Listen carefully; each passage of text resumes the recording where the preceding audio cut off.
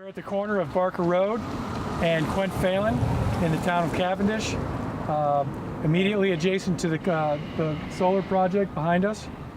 Is our 20 megawatt Coolidge Solar Project. Significance of this position that we're standing in is the transmission line from our collector substation back to the Velco Coolidge substation, who is the transmission owner and will provide our interconnecting means for the solar project. So as John mentioned, this is a 20 megawatt solar project. It's been in development since approximately 2015. It is the largest solar project in the state of Vermont by a factor of about 4.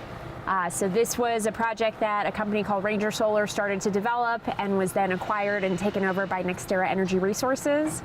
This is our first project in Vermont and our first solar project in the region.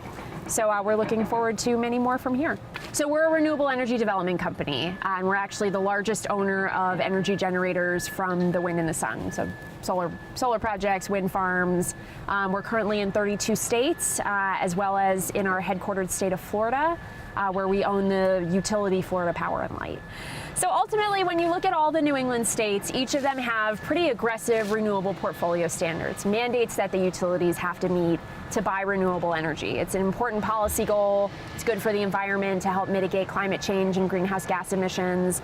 Also, it's very difficult to get other forms of power up here. There's not any indigenous gas gas that's indigenous to the region. There's no coal up here, really.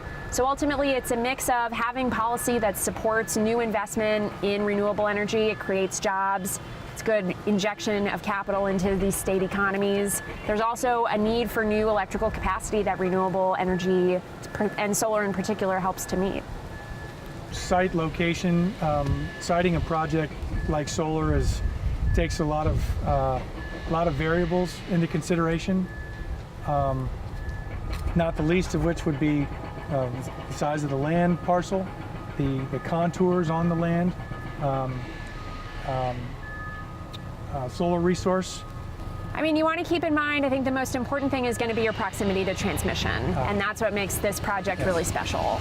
So, when you think about how you want to site a project, you want to keep in mind the community, you want to keep in mind aesthetics. How do you site something that's going to maximize the value for the community while having the fewest impacts? You also want to make sure that you're not creating an undue impact by needing to string long transmission. So for a project like this, 20 megawatts going into an existing substation, the site's really optimal for a generator and one of sort of a more grid scale size.